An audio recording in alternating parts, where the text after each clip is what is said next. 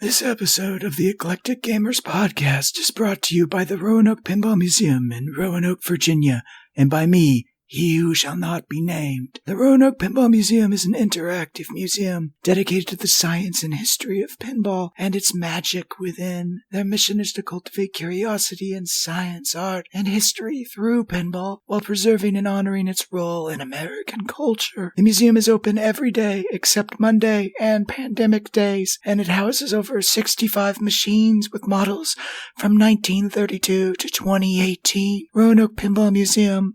Go play their games, because Harry Potter will never have his own pinball machine.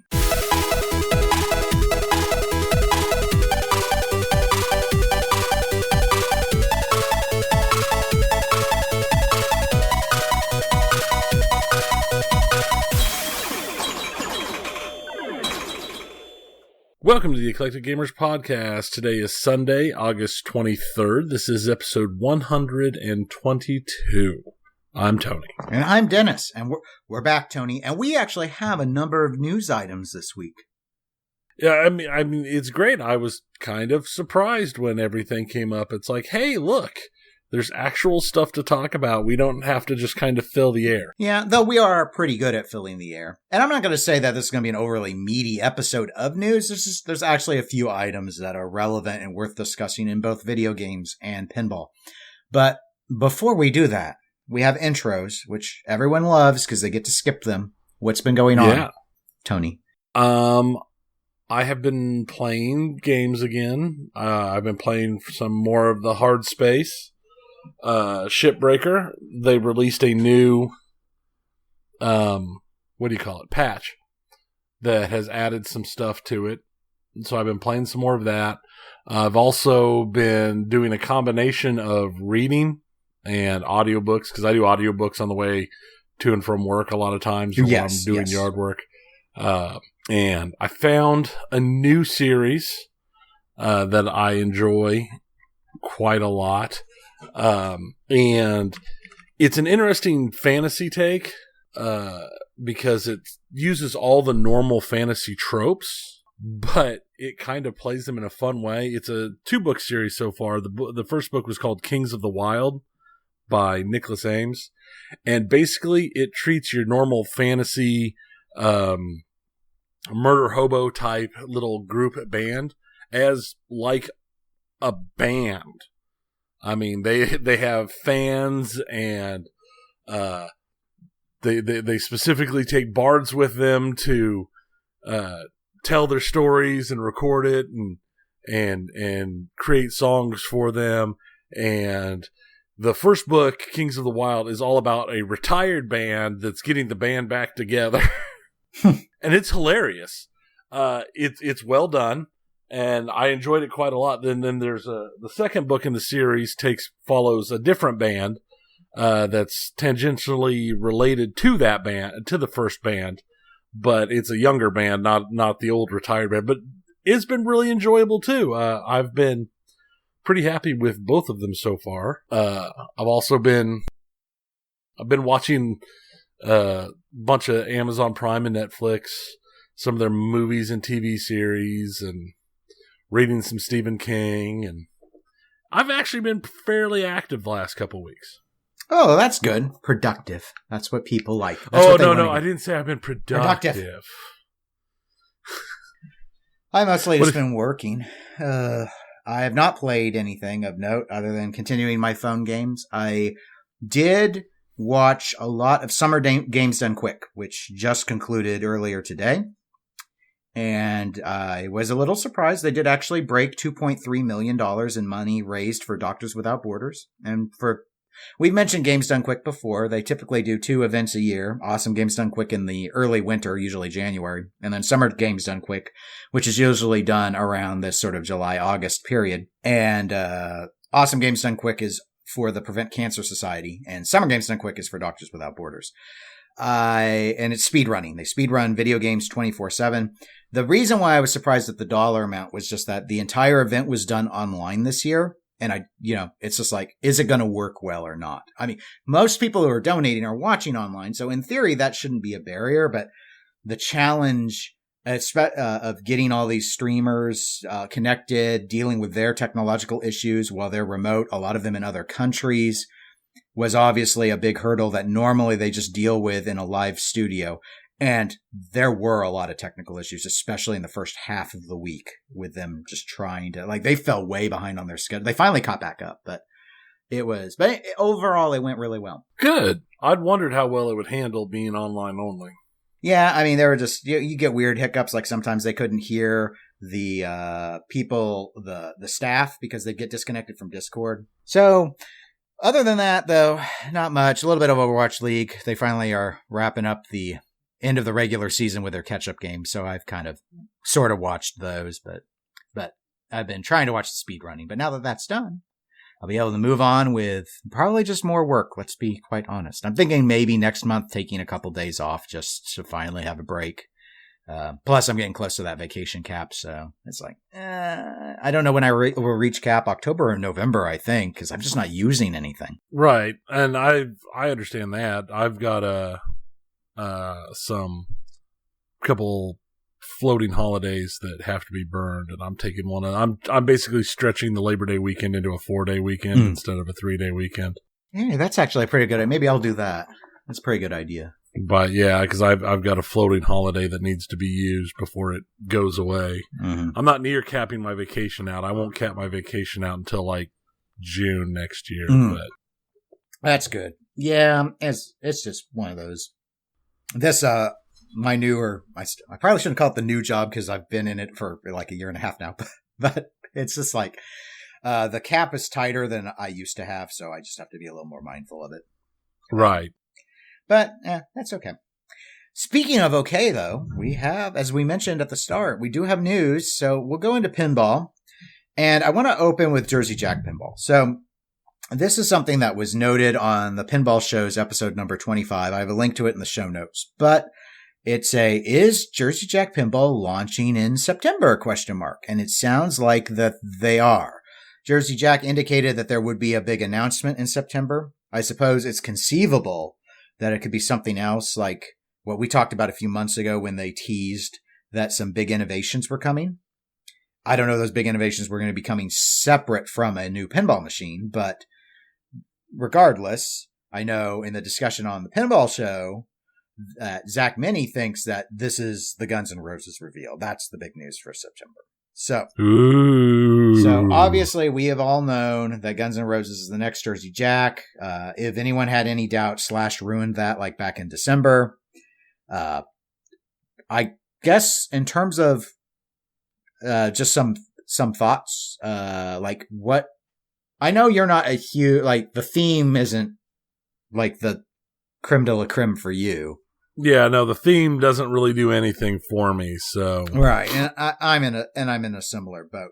I guess, so what do you, let me ask first, do you think that it will drop in September? Do you think JJP will launch it next month? This is JJP. I think what will happen is they'll give us lots and lots of information and pictures and stuff, and then they'll come in October at the earliest. Okay, so you think that they're still not going to actually be able to ship them when they show up? No.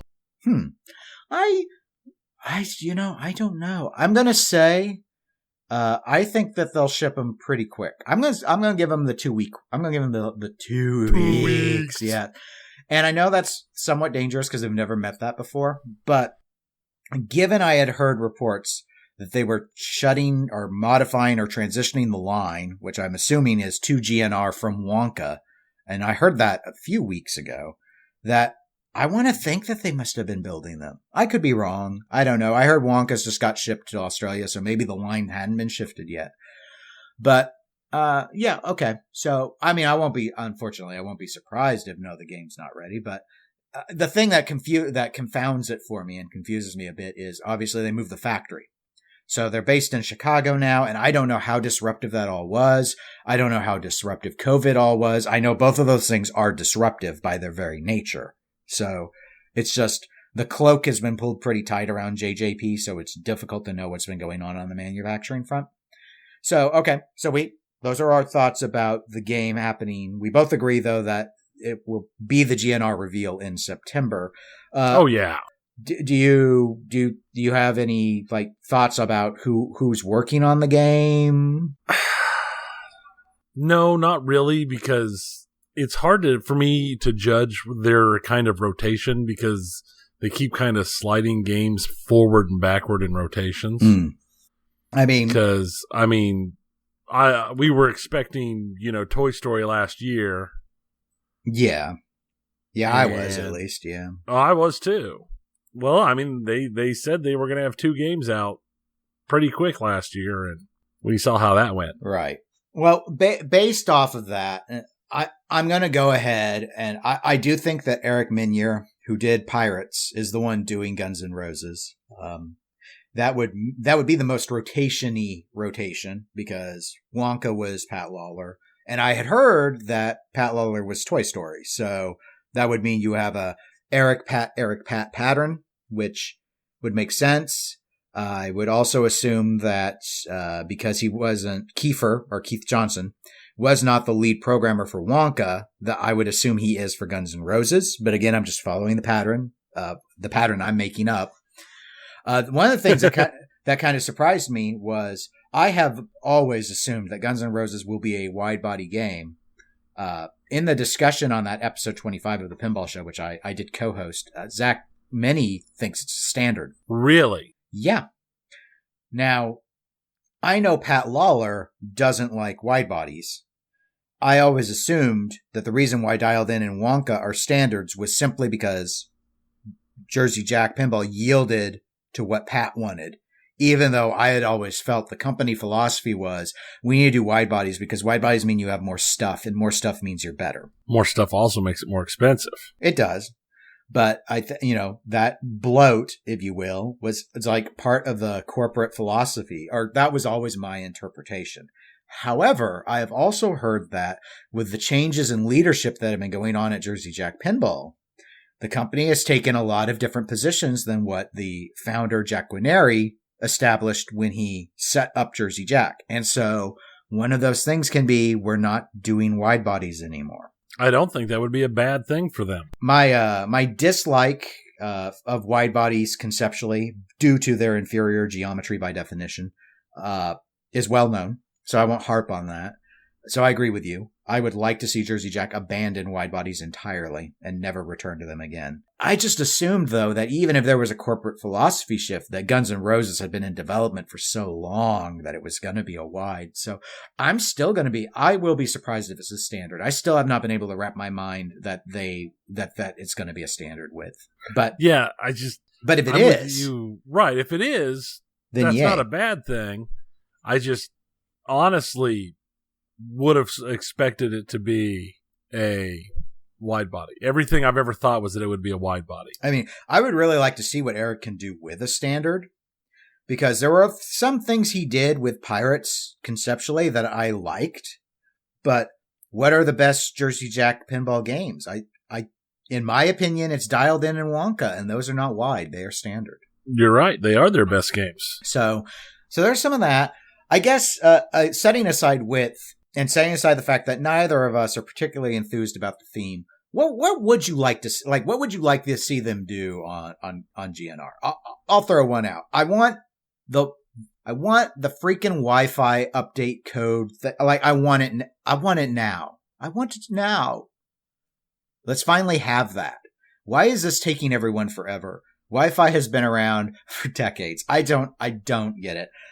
So I want this game to ship with the ability for, at the very least, for Jersey Jack Pinball owners of GNR to be able to update their code through the Wi-Fi. That would be nice.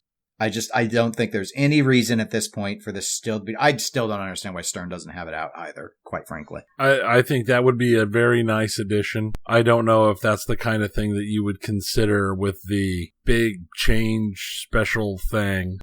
Yeah, they've indicated, I believe, they've indicated that it's going to be more than just that's not innovative, really. And I agree, it's not. I mean, my TV updates with the Wi-Fi. Yeah. I'm sorry. I'm not impressed by this. It's just, I don't want to have to take out the translate every single time I want to do a code update. I know I'm a little lazy, but you know what? It's 2020. So, So that's something I'd like to see. Is there something that you would like to be surprised by with? I mean, it could be more game specific than that. I mean, that was fairly on the back end. Is there something? Well, that's the thing with my lack of interest in this game theme. Anything, I mean, it's not like I can have something that's going to be super specific that jumps out to me because it's a theme that I just have no interest in. I'll give you one. So I'll give you one that won't happen, but I wish it would. I want Guns N' Roses to have always on GI. I am sick and tired of JJP games that turn off all the lights. And then when they're in the 403 club, I can't see the ball anymore. It's like Wonka has this incredible, awesome light show, but everything is a color controlled, independently assignable bulb, and they turn them all off. It's like, I need there to be GI, and it should always be on. If you want to let it be color changing and controllable, fine. But at least keep the lights on. Some lights need to just always be on. You need to be able to see a little something. I know I'm being a little like, Dad, we had lights and we didn't turn them off when people were trying to play a game. I know I'm a little fuddy-duddy on that, but I'm like, come on, I get it. It's like, oh, look at this. Look, you can blind people all you want. Use flashers for that. Call Dwight Sullivan. He'll give you some tips.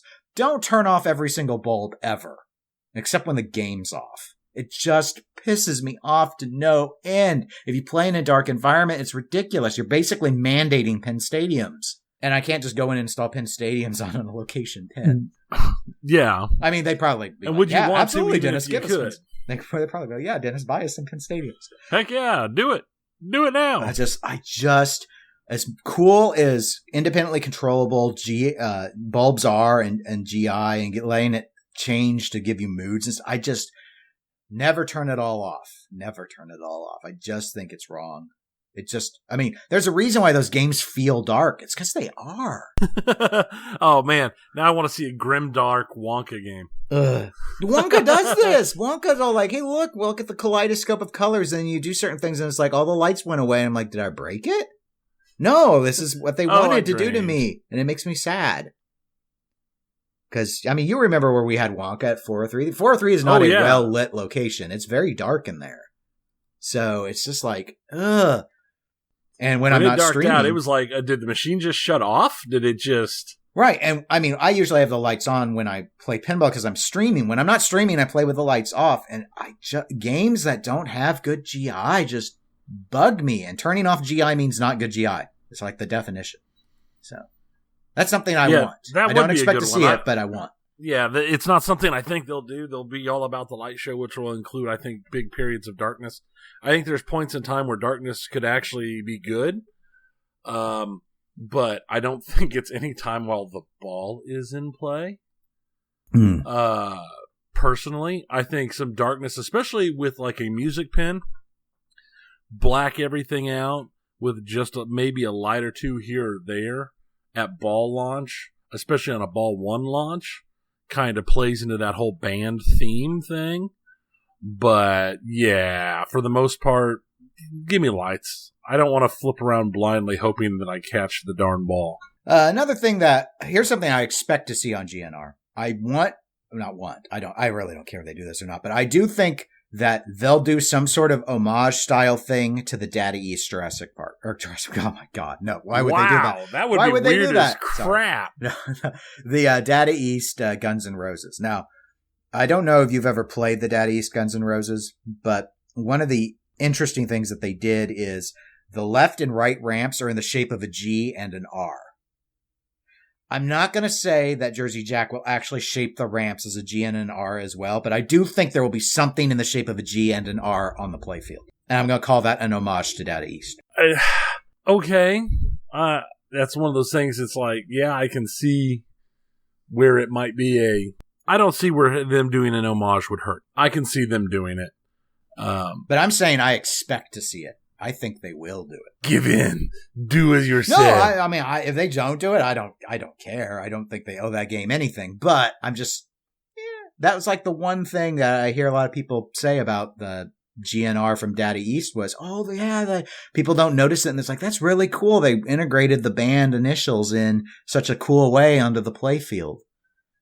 And I think that, I don't know if like GNR likes to have like their G and their R integrated into stuff, but it made me think maybe they do, because Slash was involved in that game's development, so I could see something like in the shape of a G and an R, but I won't go so far as to say the ramps, because I think Eric's going to want to do his own thing and not defer to what Daddy East did. I'm sure there will be a GNR somewhere on the machine. It just makes sense. I'm saying on the playfield. Okay. I'm pretty sure I think you're right. I think it'll be there as well. I want to be right, so I'm glad that you're in agreement. The question is do you think that the call-outs are going to be the obvious type of call-outs you would expect for a GNR pen? What do you mean by the obvious? Let me rephrase. Do you think Slash will do them? Yes, I do. Okay. Yeah, I think given his, I think it's pretty much a given. So. I'm not saying it's something I want. I just think that's pretty much going to be a given on it. And I've heard I think it might be also episode 25. I don't promise on this, but it was a discussion that Zach and I had on the Pinball Show. But Zach, one of the Pinball Show, the correspondent that covers Jersey Jack, I believe, in his news summary did indicate that they had a source that indicated like the collector's edition will have all the signatures of all the band members. So Slash, Axel, the rest. So that's cool. There's some involvement with the band in the game. And just, given that Slash is such a pinhead, I think I've always just taken it as it's such a given. I wasn't even going to bring it up that Slash would do the call outs, but just kind of there's no assumption. It just is what it is. I mean, I could see maybe him not being like the main narrator, maybe just having him do certain custom, like if they didn't want to give him 40 pages of script or something, I could see that, but I think he's going to be involved in saying some stuff like the multi-balls or something. Does a pinball machine typically have 40 pages of script for the callouts? No, I don't know. I don't know. Nowadays, I mean, as expensive as these are, as bloated as the code is, sure, why not? I mean, I'm maybe like 16-point font or something. Double-spaced Courier New. One line per page. Yeah. Multi-ball madness. Oh, wait, that was 2 pages. He had to turn it over. Yes. That's why there's the pause. Multi-ball madness. Well, let's move on from Jersey Jack to another September, Deeproot. So they announced that they're going to, through TWIP TV's July 2020 Pinball Recap, and I have a link to that in the show notes if people want to go and watch that YouTube video. It was mentioned that Deeproot is going to do their reveal in September. So we haven't talked about Deeproot in much depth for quite a long time, Tony. No, we haven't. It has been a company that has unfortunately been plagued by delays. What do you think overall about the reveal? I guess, what do you expect to see out of the reveal? And I'll shape this a little more. Do you think that this reveal is only Retro Atomic Zombie Adventureland, Raza, the game that we saw the prototypes of back at the end of last year? The one we saw the prototypes of where they were continually saying, now this is just a prototype and this is probably going to change and this is the wrong cabinet and these are the wrong this and this is the wrong graphics and this is the wrong. So it's like, basically, it's like we just made a machine that's totally not the machine that it will eventually be. Yeah, I think that's all it's going to be. Okay. I agree, though I do think that all of that prototype stuff will be finished. That we'll see the innovations that they're talking about will finally be shown. Oh, I think you're right. I definitely think that's what it will be, but it's going to completely be, I will be very surprised and honestly, pleasantly surprised if they show us more than just a done Raza. Well, I mean, I could, while I only expect to see the finished Raza, I wouldn't be too surprised if they at least do some tease stuff with some of their other upcoming ones. I would think most of that will probably be art if they show anything, but right. I don't lean towards it happening. I think it will all be focused on Raza. My understanding is it'll be a fairly small event. The Pinball Network, which is obviously I'm involved with over with doing the Pinball Show. we do have a correspondent that covers Deeproot. They are going to the reveal. My understanding is a fairly small group that's been invited to this reveal, because the reveal plans, of course, have been compromised by COVID. So the original large event around Texas Pinball Festival was unable to happen for that reason. In terms of the game, Raza, do you think that it'll be ready to ship when they show it? I think it better be. I'm going to do the same thing. I think if it's not ready to ship, they shouldn't be showing it at this point. I essentially agree. I'm going to say the same thing I said with JJP. I think that within 2 weeks it'll be ready to order and they'll be shipped within 2 weeks. I'm going to do the 2 weeks again. Give them that 2 week period, that buffer.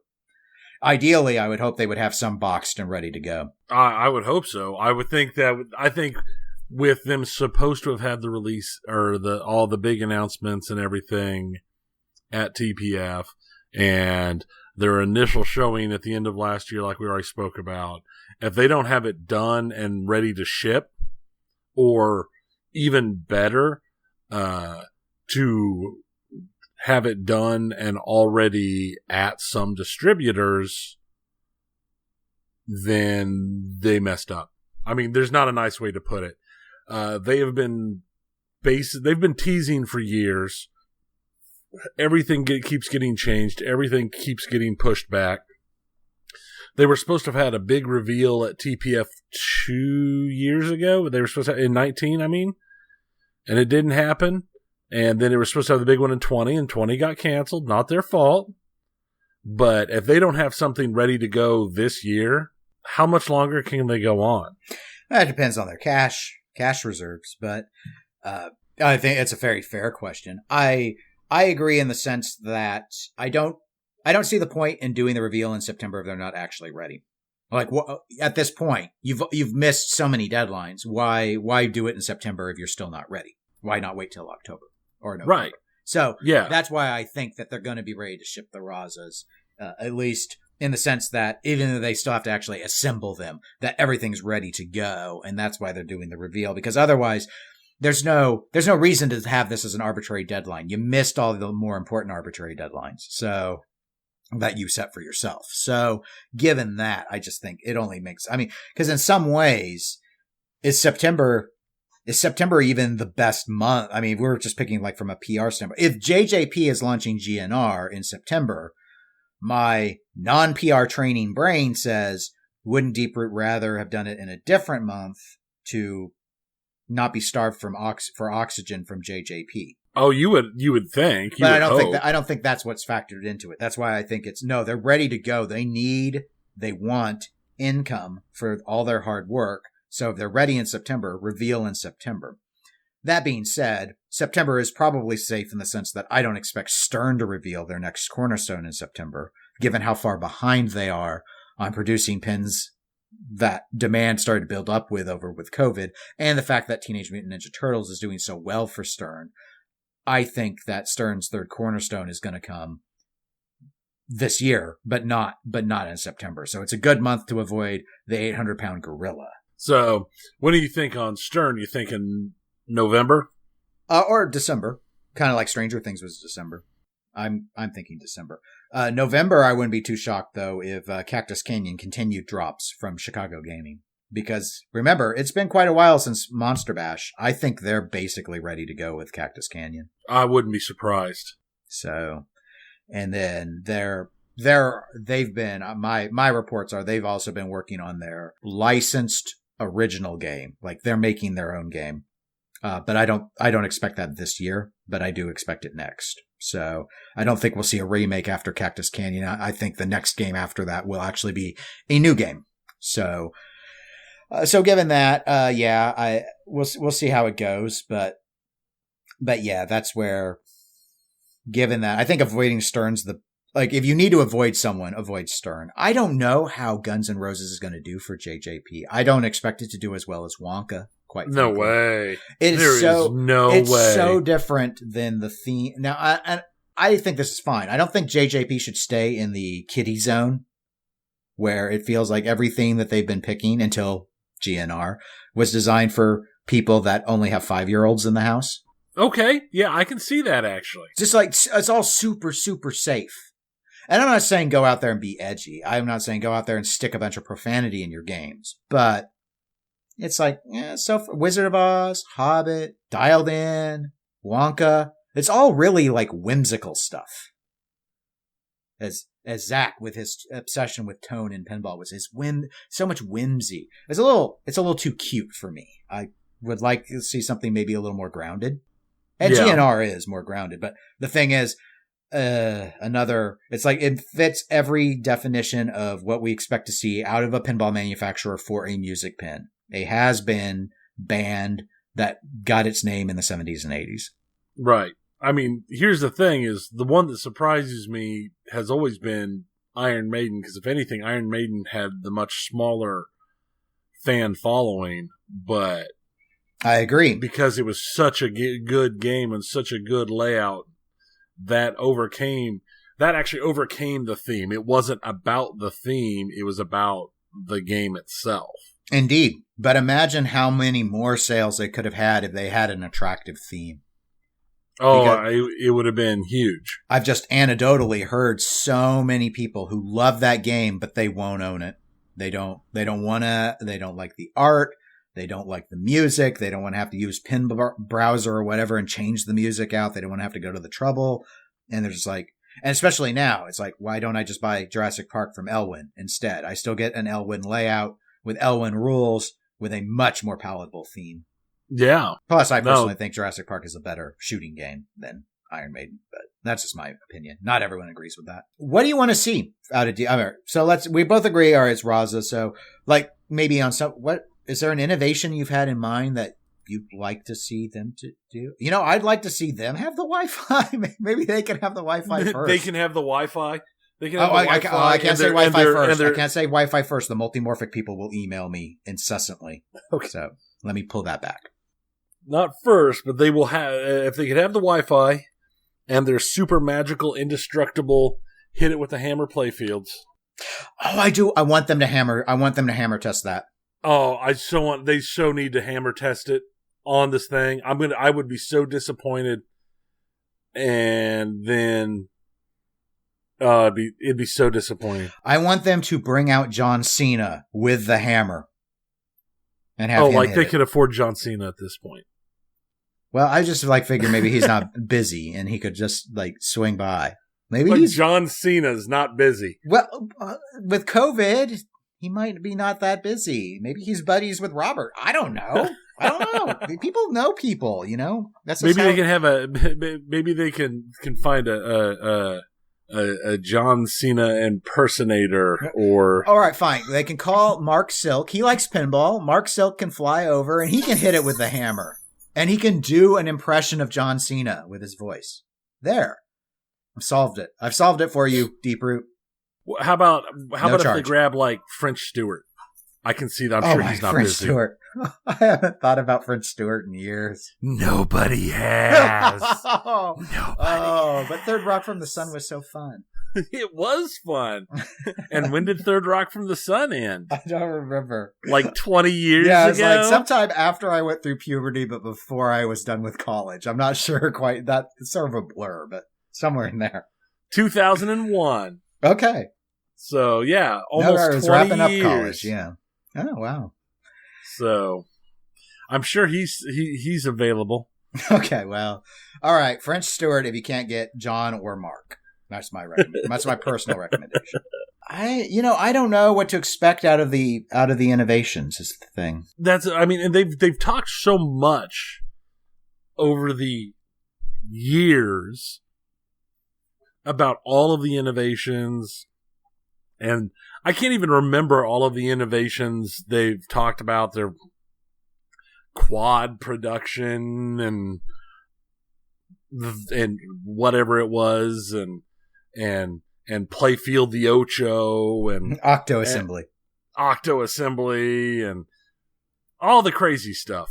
I want to see them put out a game that's fun, which from everything I've heard, that Raza last year wasn't. I've heard they made tweaks. Well, yeah, I mean, who knows? Because the way they talked about every single item on that machine being pre-alpha prototype, really leans that towards being, hey, look, we threw together a box of lights that kind of shoots here, love us. But I'd like it to be fun to shoot and have good call outs and actually be enjoyable. And I think the reality is we'll probably I doubt we'll get any of those things. At this point, I doubt we'll get any of those things. Yeah, I wish I liked J-pop layouts more than I do, and I know there'll be some modifications to what we saw with Raza. Just unfortunately, I'm just not interested in Raza. So I really want to see deeproot stuff, but it's like, I want to see John Norris. I want to see Dennis Nordman. I want to see what Robert's game's like. I want to see Barry's game. It's like, so unfortunately I don't think I'm capable of getting excited about Raza because I know what the layout looks like and I just am not impressed by it. But I am curious. Like, I want to see like maybe some of the innovations regarding the serviceability. If they've got something like that where it's a lot easier to work on the play fields. I don't know if they're doing something maybe where some other games in the past have done where you don't necessarily have to pull the glass, but it lifts or, just things that just make, quality of life stuff that just makes it easier. That would be nice. Yeah. I would like some stuff like that. And I'm like you. I mean, I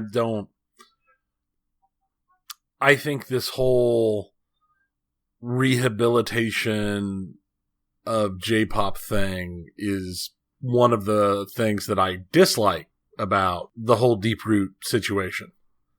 But it is what it is. Yeah, I mean, I think that ultimately, strategically, I think it was a mistake. But, I don't know. I still see, like on Pinside, I see people that there was someone, I don't remember their handle. I remember that they listed their location as being not in the United States, but that was like, they'll buy anything J-pop. They just want something new from J-pop. And so maybe there is a built-in sale base. I mean, his games rank pretty high. It's just, even though I've liked a number of his games, I don't love any of them.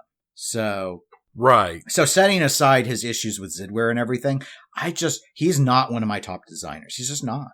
And I'm not, especially after seeing Raza, it reminds me a little bit about Brian Eddy and Stranger Things. And while I wasn't shocked by it, I look at it and I go, this looks an awful lot like Attack from Mars and Medieval Madness for me to be impressed by. And I look at Raza and I see a lot of the same old tricks. And I guess it's good for the fans because it's like, he's doing the stuff. He's doing the thing. He's doing the thing, man. He's doing the thing. Yeah. He's doing the thing. But for me, it's just, I don't know. I just want to, it's like, I just want to see something different. That's kind of like where with John Norris, for example, it's like, okay, he's got a lot of games I can look back from Premiere to see, but they were like poor. They gave no time. They didn't have a budget. And that's where it's been. I want to see what John Norris could do with money.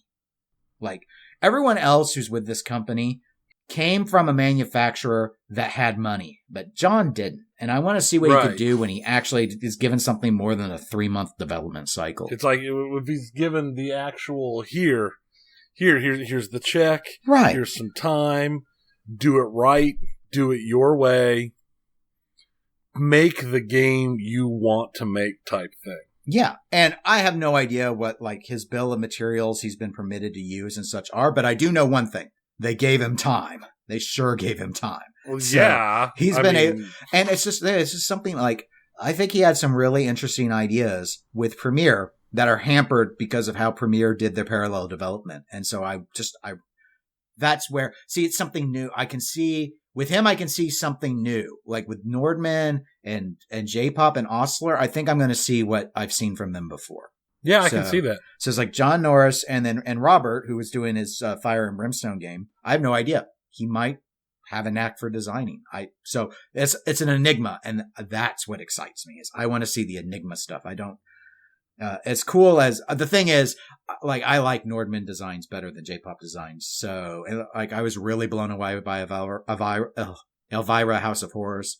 So like, I could see maybe wanting to buy his game, but Raza doesn't do it for me. Just it's not my cup of tea. No. But Not let's really. go. Oh, go ahead. I said, no, it doesn't really. It has, I mean, the theme is just what it is. We've seen the video clip and everything. I like that it's a silly theme. I think that's... I do like a return of silly themes, but if it's not, that alone doesn't bring enough unless it is fun to play, shoots well. Yeah. Right. But I don't buy games around their theme. So, I mean, that I watched Walking Dead is nice, having a Walking Dead, but that's not why I own the game, sort of thing. So, anyway, last pinball topic.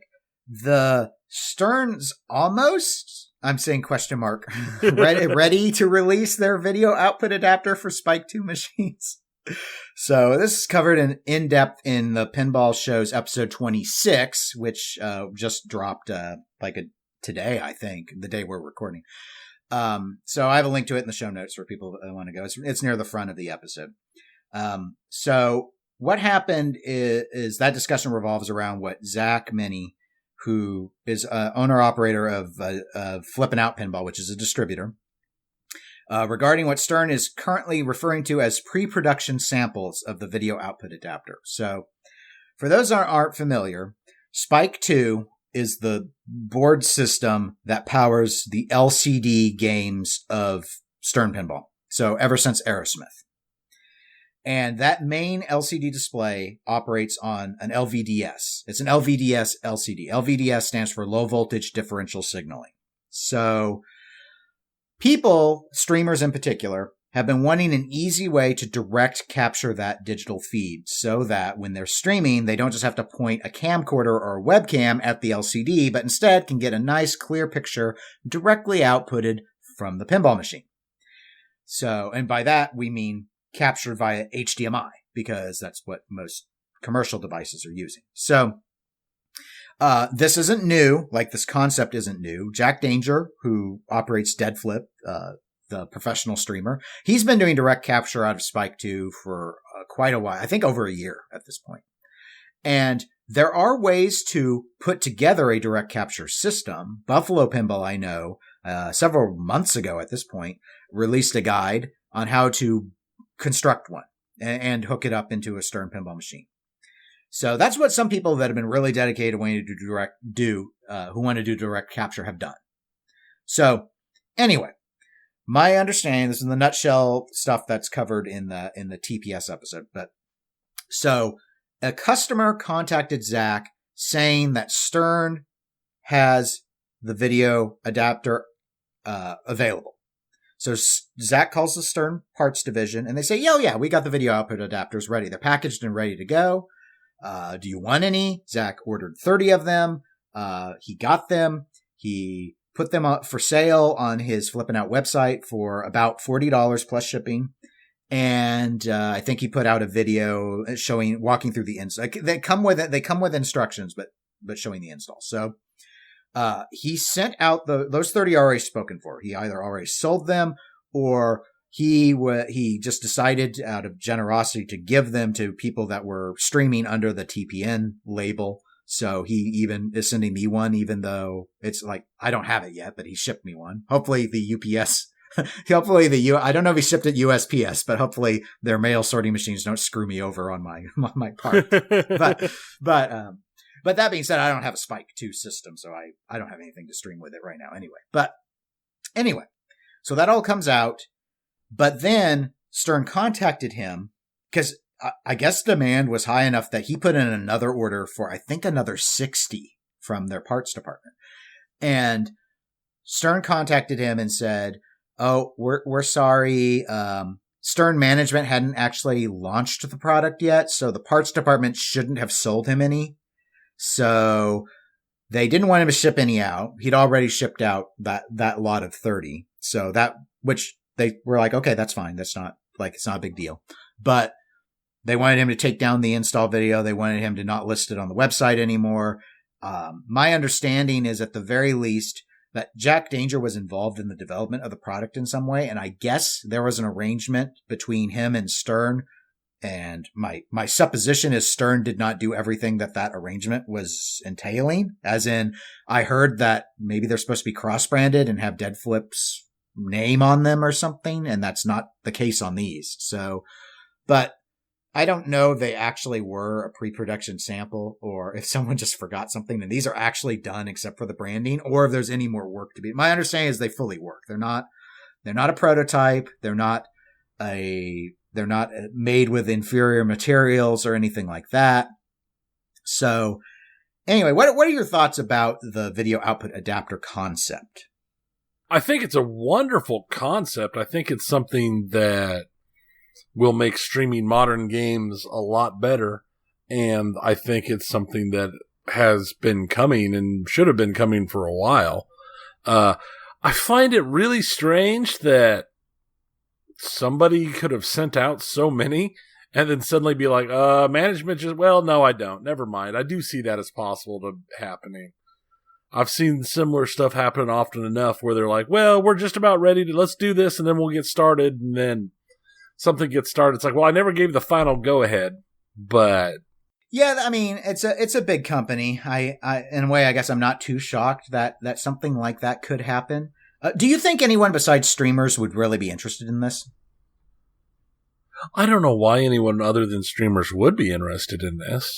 Well, the scenario that Zach brought up was you could, for example, do like a video display topper. Of course, mine immediately went to the toppers. So you could, but why? Most of them have screens that are big enough now that why would you? Yeah, no, I don't really. Unless there was a way that you could set it up so that it would display. You'd still need a camera to display playfield. I mean, that's the only thing is I could see is if you were doing something where you were setting it up with a display above the machine, a vertical television above the machine with playfield, and then using this to put the backboard above it. That way, the people who aren't actually at the machine can still see the ball in play, but you're still going to have to set the whole thing up. A camera rig up to capture the playfield. So, I don't know. Do you have any thoughts on like overall demand for? I mean, I guess some of the larger streamers, I could see them maybe wanting. Like, my initial thought was, well, maybe a streamer wants one, and then I guess some of the larger ones might, just because of the annoyance of having to hook the stuff up, might want one for each of their Spike games. So I guess some people might actually want a few, just for convenience, which I understand because I hate moving the tripod. Even with us at it's like down to Tony like can do this setup stuff by feel at the at KC Pinball Championship, but it still takes like 3 to 5 minutes to set up 2 games. And it's just, it gets a little tiresome. And then once you get everything set, and we kind of make sure those are set up so they're easier to maneuver because we know that we're going to be maneuvering them so quickly. But still, as long as the price is somewhat decent, I can see having 2 or 3 of these if you have a lot of games that could utilize them. If you bounce between streams a whole bunch, depending upon how quick these are to set up and activate, I don't know how useful these would be in our situation of running like tournaments and stuff. Doing tournament videos, unless there's something you can literally just go plug, go, without resetting anything. Yeah, I could see where 2 or 3 would make sense for most people. Mm-hmm. If they're really into streaming or just for ease. I guess it's going to completely depend upon how easy they are to move compared to a normal rig. Yeah, and I haven't looked into that, so I'm not sure. You did bring up price though, and that's kind of the final area I wanted to explore with this. So, all right, so branding, that was the discussion that happened on TPS, and if there was, so I could see Jack being frustrated if he worked on this, some relationship with Stern. But to me, the branding, because this is like an internal part that's behind the back box. So like having the logo, for example, I assume isn't necessarily the biggest deal. Maybe it is. I don't really have a brand, so I don't think of it that way. But but maybe there was a financial You are a arrangement. brand, Dennis. I'm an off-brand. I'm the Kroger of podcasts. But like there's a monetary arrangement that was expected for co-development or something. Again, as part of the discussion, Stern Parts Division sold these to Zach. They didn't tell him though, and this is not unusual for most parts, like common parts that you put into a game, like the boards, the stuff on the playfield. They have a cost to the distributor, and the distributor can set what their own price will be. Zach obviously went just under $40 to build in his profit margin and everything. Now, Tony, I've told you how much Stern charged. Yeah. So I guess as part of a stream that Jack Danger was doing, when someone mentioned someone brought up how much they were being sold on the website at Flippin' Out Pinball, and Jack, I guess, had said, I've not verified that. I didn't go back and play this. I heard he had said that he had thought it would be hundreds of dollars. So let's say plural. I had heard it plural. Okay, but let's just say 100. Hey, this is going to be twice as expensive as as a capture card, so you can stream. This is going to be twice as So like a used cam capture card's usually about $100, sort of. Right. For a 4K one. Yeah. So all right. Let me ask first. Given this pullback about them still needing to do them being Stern, still needing to do stuff to this quote unquote pre-production sample, do you think that the price goes up when it's finally released? Yeah. And honestly, by goes up, I mean the amount that they're, okay. I agree. I think that it will. I think they will. If that was the whole thing and that's what happened, then of course it's going to, which is going to make it even worse. But there's no way something like this should be $100, let alone $200. Yeah, I mean, out of respect for the fact that he was the distributor that got them, I would check with Zach before doing this. But honestly, if the price lists at $100, I'd be sorely tempted to just go ahead publicly and tell you all how much they actually cost to make. Yeah, because that's just hot garbage. Yeah, no, I mean, there's markup and then there's gouging, and in my judgment, this price point that they were listed at was a sufficient enough markup already. Just my interpretation. I mean, I get it. You need a certain amount of money to warrant the time for it. But I'm just thinking about other, like you compared it to the capture cards and how much a full capture card is. And you still need a capture card for this, by the way. I mean, if it's outputting to HDMI, your computers aren't normally designed to input HDMI without a capture card. That's what they're for. So you still need a $100+ item to get this to work on your computer anyway, right? That's true. I mean, when I'm capturing from my camcorder, I had to buy a capture card. I couldn't just pump the HDMI output from the camcorder, unfortunately, into my laptop. It didn't know how to do it. It didn't know how to handle it. So I had to use a capture card. That doesn't come with this. This does not come with a capture card, unfortunately. See, if it came with a capture card, I could understand a $100 to $200 price point. Mm-hmm. So anyway, we'll have to wait and see. I asked Zach if he knew when the finalized versions were going to come out, and he has no idea because he thought he had the finalized versions. So I don't know, but it's just going to be. I hope this doesn't turn into some weird like cash cow bloated thing that targets streamers. But given that there are already options, like this isn't. I don't want it to sound snotty. But this is not special. Like in a way, like we already knew a way to do this. That like Buffalo already released a way to do this that is not expensive. So right. That's part of the thing you have to factor in. This isn't like some proprietary thing that someone can't just build another option around because another option is already out there. So this would be more convenient. This is less scary. People aren't worried about snapping pins and stuff with this. Totally get it. Makes sense to me why Stern would release a product like this, but don't start thinking you got yourself like a $600 topper here because your toppers aren't worth $600. Because your toppers aren't worth $600 either. By the way, sorry to say, by the way, they're just not. Yeah. Okay, that's again just my opinion. Video games, Tony. There's been so much drama in video games. And at this point, that's about all I push is video game drama. Well, that's I all don't the review people the want. games I play because That's the all they games want. I play nobody are very niche.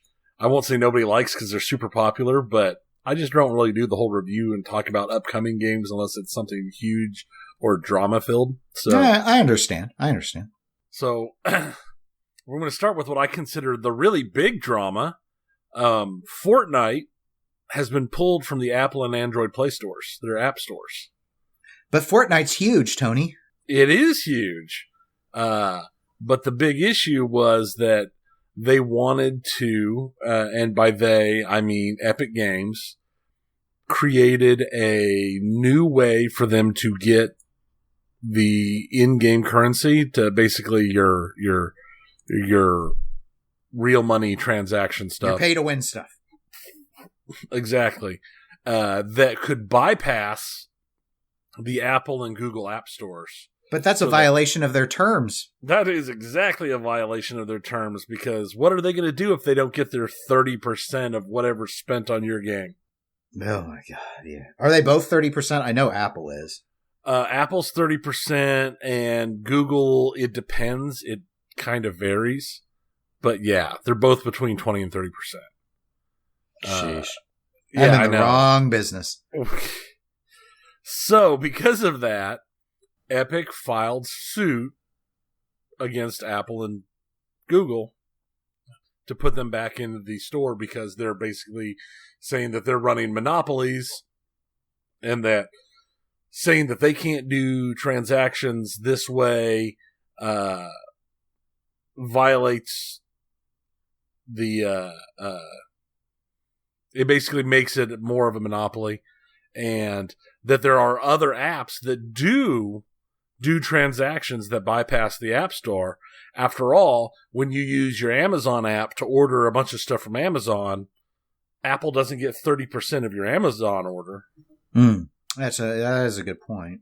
So why does it work that way with the video games?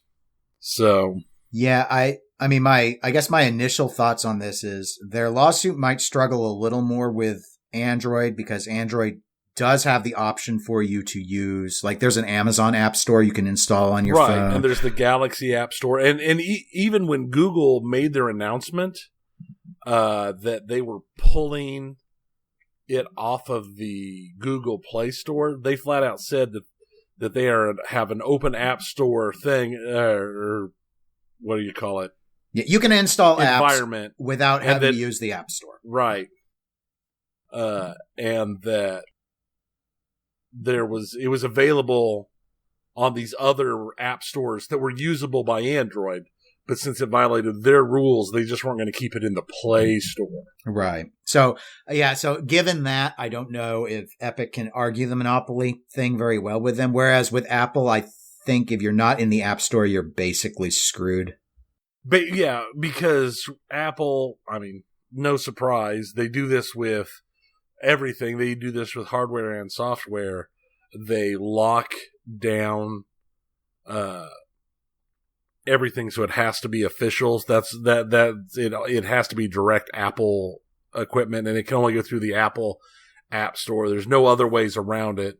It's just has to be in their ecosystem. Mm-hmm. The walled garden is what we like to say. I did see a similar thing that over this weekend, not involving a game, involving WordPress, the free website place. Which, hey, our Eclectic Gamers website is on WordPress. My employer site is on WordPress, and apparently, what happened is their WordPress app wasn't being updated on the Apple App Store, and the developers reached out to Apple and said, why are we not able to update, do bug fixes to our app? And they said, well, the problem is that you're not, because you need to have an option for people to buy do the domain registrations and stuff through your app because you sell domains and things. And I guess WordPress's response was, but we don't sell them through the app. Like, you have to go to the website. We have a section where there was a way through the app you could actually find the listing and the prices for those, and they offered to block that out of the app so you couldn't. And Apple said, no, that won't fix it. You have 30 days to develop your app to actually allow people to spend money in it. Because they wanted their 30%. Yes. And then just after, later yesterday, last night, I saw Apple released a new statement saying, never mind, WordPress not allowing sales in the app is acceptable, and we will, they phrased it in a, okay, WordPress fixed everything, so it's okay, except WordPress apparently took out the option to buy anything through the app a long, long, long time ago. Like the author's version didn't have the ability to even see that stuff. He checked with someone who had a prior version to try and figure out what date they had pulled that stuff, but it wasn't a new change. So it was something that had been around for a long time. Yeah, no, WordPress had already taken it because they were like, oh no, this app is meant to be just to do the free website stuff. The only thing that was that they thought was if you had a paid WordPress plan and installed the app, like your ability to upload more than 3 gigs was available to you in the app. And they're trying to figure out, like, do we have to take that away so you can do anything more than with the free It's like you couldn't buy the plan through the app, though. The app didn't allow that. You couldn't there wasn't anything in the app to click on to go to the website and buy that stuff. Huh. But I mean, it was just, and how did the WordPress people find out? The Twitter release. Apple didn't contact them about their change in decision. Oh, that doesn't surprise me at all. And it's just, so anyway. Yeah, I think Apple That's becoming the thing anymore, is you find out major things over Twitter that you probably should have been. What do you mean I was fired? Well, Twitter says you're fired. The way Epic is doing this is in some ways a little crass. I mean, they deliberately violated the terms. I get that. They're selling merch related to this stuff. You know, they had that 1984 Apple commercial, mock you style satire ready to go. Yeah. This was all planned.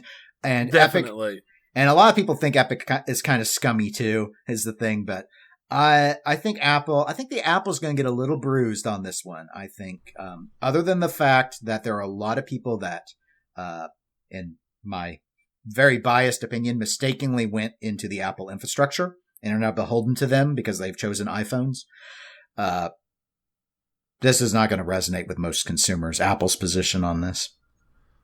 Yeah, it's not. And one of the things, that I saw, an update that I saw this morning, was that Apple had put out in their filing for the suit that Epic had approached them about this in June, about creating a separate store and giving the different ways to come in. And apparently Apple just basically told them, no. So, but I think part of where Epic has a really good argument against Apple is how the non-gaming apps are treated. You mentioned Amazon. I think Netflix is another example. Yeah. Because I'm pretty sure all of those have signups and stuff that is outside, and they don't get 30%. So there's an inconsistency there, yeah. I mean, is there a Zoom app? Does Apple get 30% of people using Zoom on iPhones? I don't know. I'm sure they'd like to. Well, I'm sure they'd like to get 30% of everything. I'm surprised they haven't tried to get it set up so that if you're on the Apple, inside the Apple system, that you just automatically deposit 30% of your paycheck in Apple. I'm surprised every time you get paid. When you buy the Apple phone from Apple, they don't add a 30% Apple charge to it. Granted, it's already so overpriced compared to their competitors in Android. I guess they don't need to do that. Well, I'm guessing they probably already have. They just don't release it. Built in. Just there. It's just built into the price. For those that don't know, Tony and I aren't the biggest Apple supporters anyway. Yeah, no, it's not a fan. Yeah, not a fan. I've owned one Apple product in my entire life, and that was enough. That was enough. I didn't need any more. Was it their watch, their smartwatch? No, it was a crap. What did they even? Yes, it was an iPod. Okay, yeah, back in the day. One of the very, very first iPods, and that was it. And I hated iTunes so much that I never went back. You were Zune for life after, baby. You're right. It's all about the Zune. Zune, Zune. Zoot, zoot. All right. Going on, in what is sure to be a disappointment and possibly a deal breaker for a lot of Xbox fanboys, Halo Infinite is no longer going to be a launch title unless they delay the Xbox to next year, because it has been pushed to 2021. Yep. I guess the hairless, ugly brutes finally, people were like, well, maybe this wasn't just a pre-alpha build or something. I don't know. I mean, I think you summarized it well. I fully expect this to impact their sales, because I think the Xbox Series X will still come out this holiday season. There's absolutely nothing else that I think of that is as compelling as Halo Infinite was to a day one buyer. So does that mean it permanently damages the sales on the Xbox? No, I don't think that, but I do think there'll be plenty of people that go, well, I don't need it. I don't need to get it for Christmas. We don't know when it's going to come out in 2021. Maybe I need to get it next Christmas. Right. It's like, so yeah. Now, do I think they should delay it? Overall, yes. I think that's the right answer. It is interesting because yes, there has been criticism of the decision, but as we all know, as those of us who follow video games know, if your name is CD Projekt Red or Rockstar, you get praised when you announce delays. Everyone else gets attacked when they announce delays. But the idea is you do want the best game out there. And I still remember games that I've played so many that were rushed through and should have been held back. So I say, yes, do this.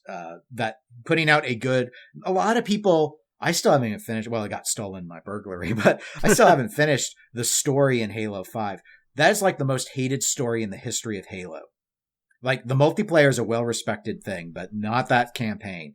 And as far as I got in the campaign, I understand why. And they do not want to make another blunder like that. So they really need Halo Infinite to be an excellent game. So it's just, I think it's very unfortunate that they don't seem to have a launch game now that is going to stir. I mean, okay, nothing's going to rise to the level. Halo is their Mario. So I understand nothing will ever rise to that level, but it would be good for them to announce something. They still have a few months. It'd be good for them to announce something besides Forza. Yeah, they need to have something, but I don't know that. I don't think there's going to be anything. There's not going to be anything that they can announce, and I don't think that there's anything that can get moved up. Nope, I agree. They're just going to get caught.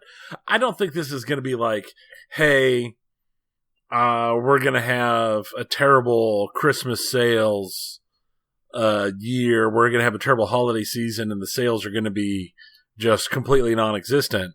I just think that their sales are going to be lower than they would have been. Yes, I agree. I mean, if I were Microsoft, my recommendation at this point is, because I don't think you're going to have like an exclusive that is going to be able to fill the shoes of Halo. You need to just double down on the strategy of that your marketing campaign is you want this system with Game Pass. Yeah. And just emphasize all the free games that you get with a Game Pass subscription that will look great on the system. And we still don't know the pricing yet. So, I mean, obviously, here's the thing. I really thought the pricing would have been, I figured pricing would have been out by now. I'm shocked. But if they're pricing at least $50 under the PlayStation, they already will be giving them that will help mitigate the damage of not having the like shining star on the hill sort of stuff. Price matters. I mean, right. So we'll see. But yeah. Anyway, disappointing. But based upon the trailers and stuff, probably not the worst idea. I agree. Some more Twitch dramas in a slightly different way. An advertising agency representing Burger King went to a bunch of different Twitch streams that use the text-to-speech to read out donation messages and started donating the cost of Burger King menu items and having the messages related to said menu items. I saw a video of this. Yeah, and that's the thing. I think that's what makes it even worse is after they did it, they put out a video of them doing it and talking about what great advertising it was and all that stuff. Here is $5 for you to be able to buy a burger, a small fries, and drink at Burger King. Yeah, I understand what they were thinking. And honestly, I can see why they would consider it a good idea. It's a terribly unethical idea, though, in my mind. Why?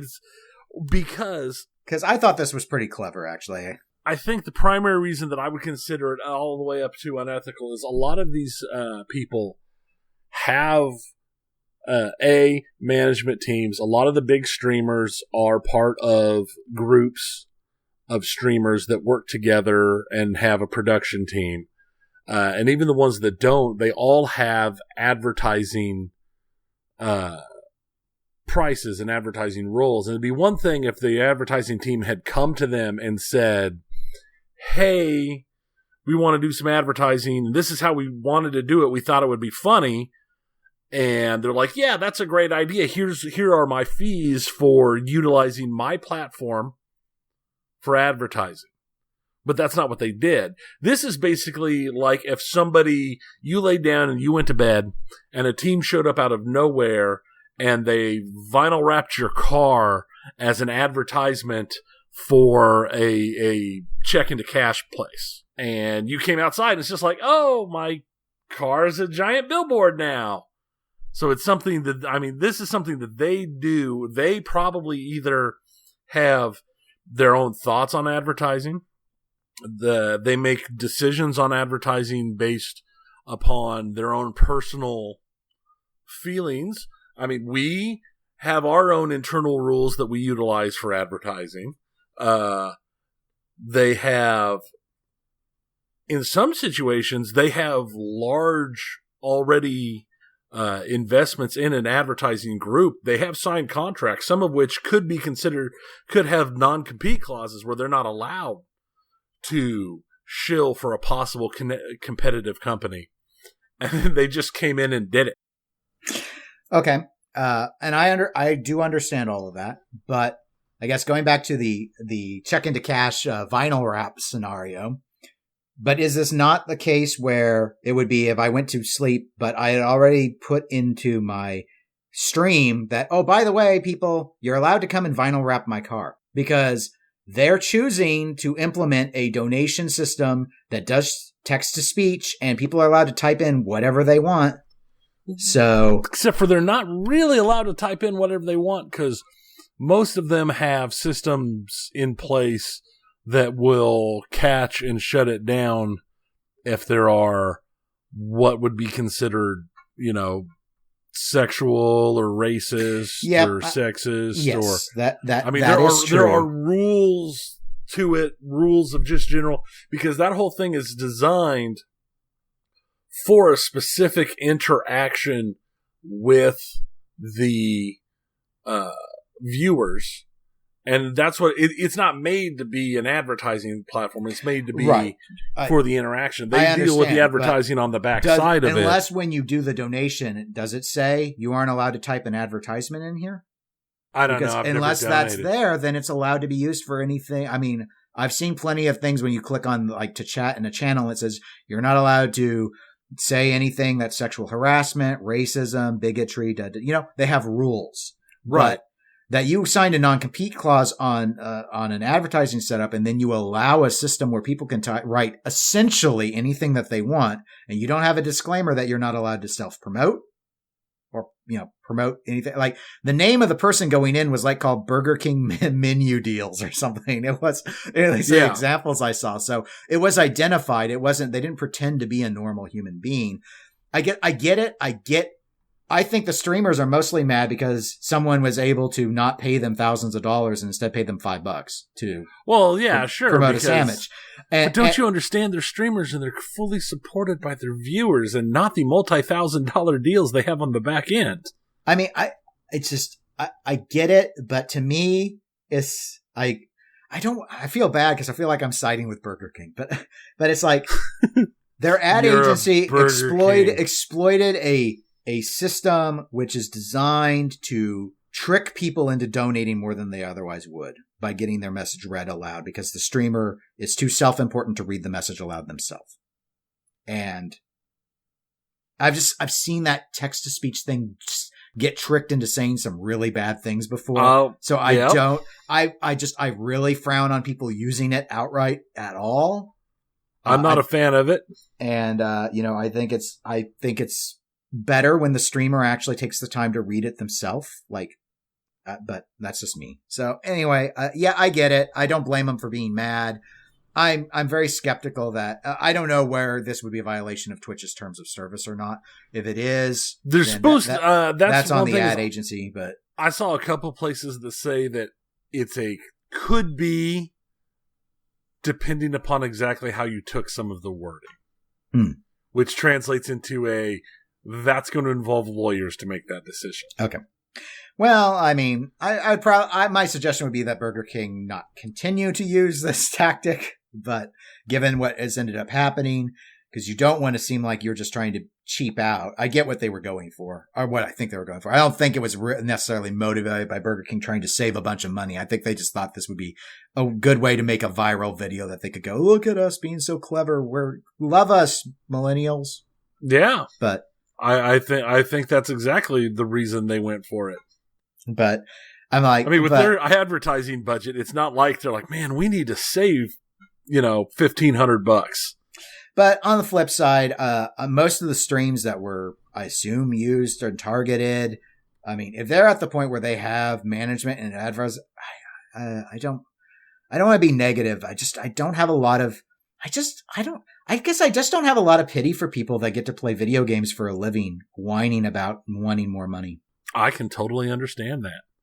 And that may be that I'm just going in assuming that that all the ones that are complaining make six figures. So and they don't, because they hit people all over, and they hit small streamers, they hit big streamers. I'm not being totally fair with that, but that's the sort of where it's like, I get it, but I don't sympathize all that much with their plight. It's like, you still got a $5 donation out of it. Why don't you go buy yourself some Burger King? Get over it. We've got a special right now, so you can get a Whopper, fries, and a drink for $5. I feel bad for the ones that got the $4 thing instead of the $5 one. Whoa, now that was just cheap. Come on, at least let them get the full $5 experience. The full $5 experience. That's want to go to Burger King. Yum yum. It's like if Subway did this and they didn't give you enough for a foot long. You're like 6-inch sub. Oh, come on. At least let a guy eat. That's all I'm saying. You don't think a 6-inch sub's good enough? Not for me. Yeah, me neither. But I also haven't been to a Subway in it's kind of gross. So years and years and years and years and years. I like Firehouse. Firehouse is good. We've been doing, since there's a Planet Sub in town now. Yeah. I've been doing Planet Sub at Fair Chunk. I haven't been to a McDonald's or a Burger King in forever. I did do a Hardee's run the other day. Yeah, I haven't been to Hardee's in a long time. That was pretty good. But yeah, no, we'll see. One last little thing that's not really drama. It's just an interesting continuation of, was it last year's thing or the year before? Supreme, as we know, has already done a Supreme pinball machine. Yeah. It looked great next to your Campus Queen. It would look amazing next to my Campus Queen. Now they're doing a Supreme Mortal Kombat arcade cabinet. Whoa, finish him and his wallet. Well, and that's the thing, is it's not even a full-size arcade cabinet. It's a rebrand of one of those arcade one-up Mortal Kombat cabinets, the little ones that they're selling like Walmart and stuff. Yeah, those are like what? They're under $500, right? Yeah, they're like $200. To get it and the Mortal Kombat machine plus the little riser stand, so it's tall enough so it can be used by somebody that's not a child, is like $360. Okay. Which means obviously it's going to be over $1,000 when it says Supreme on it. Do you think it'll be as low as $1,000? You know, I wouldn't be surprised if it was at least $1,500. I'm going to guess that it's at least $3,000. You think? Well, I'm trying to factor in like what their brick markup and stuff is. That's true. The brick markup was just and what dumb. was there? I mean, I know how much people ask for on eBay for Supreme pinball machines, but I'm trying to remember what the markup of that was. It was basically they did do a full commercial style cab, even though they used the Spider-Man home layout and did have the DMD. But I'm going to say 3,000. I'm not confident. I didn't run the math enough, but if they're charging $50 for a brick, and what's a normal brick cost? Less than $1? I don't know. Yeah, that's crazy. I have bricks in my yard. I'll sell them for $1. I need to get rid of them. There are just so many of them. People just throw them through my window to steal from me.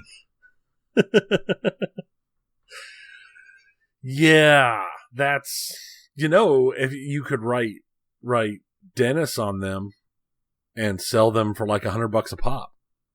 Yeah, because people you could be the new Dennis Supreme. You could be the new Supreme. Ugh. We should EGP brand them. Speaking of the EGP, we're at the end of the EGP episode, so I guess it's time to promote. We don't have a brick to send you to promote, but we can say you can go to eclecticgamers.com to visit our website, and you can email us at eclecticgamerspodcast@gmail.com or visit us at facebook.com/eclecticgamerspodcast. We're available on Twitch, Twitter, and Instagram as eclectic_gamers. And we will be back in a couple of weeks, and hopefully we'll have as much news as we did this time, because I thought this made this episode work really well. Yeah, it did. We're so dependent on being able to use topics to drive our discussion. I know here's the thing, and if anybody's still listening, tell us what you think. I'd actually had an idea of adding back in a third segment when our news was getting so short that was basically just going to be the intro segment expanded. It was just going to be chatting about random stuff corner just to get some more time up. Yeah, I think, I know from pinball forums, there's some people that absolutely hate the off-topicness. Most of them, though, dislike it being front-loaded.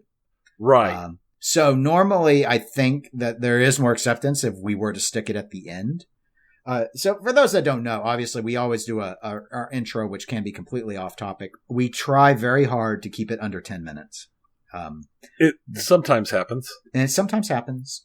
I think it's only been a couple times we went over 15, and I think I always got complaints when that has happened, but, which I understand, but it's like, it's a discussion, and discussion doesn't always stay completely focused on topics. So it's artificial if you take it away. Right. But yeah, write in if you have thoughts on that. Because we can talk it, because that would let us stretch and do more and talk about the shows we've watched more in depth and movies and just how honestly, terrible us Project Power was. Doing a film and TV podcast always made a lot of sense. I just don't want to pay for another RSS feed. Yeah, no, it totally does. And finding the time to record a second podcast. Well, yeah. I would think maybe that would be like a monthly or something. Yeah. Just because, there's so little time. But it would be awesome because we know more about that stuff than this stuff, quite frankly. We're basically directors. So we're basically directors. Yeah, pretty much. How hard could it be? So, well, I'm Dennis, and I will say so long for now. And I'm Tony. See you next time. Talk to you next time. Whatevs.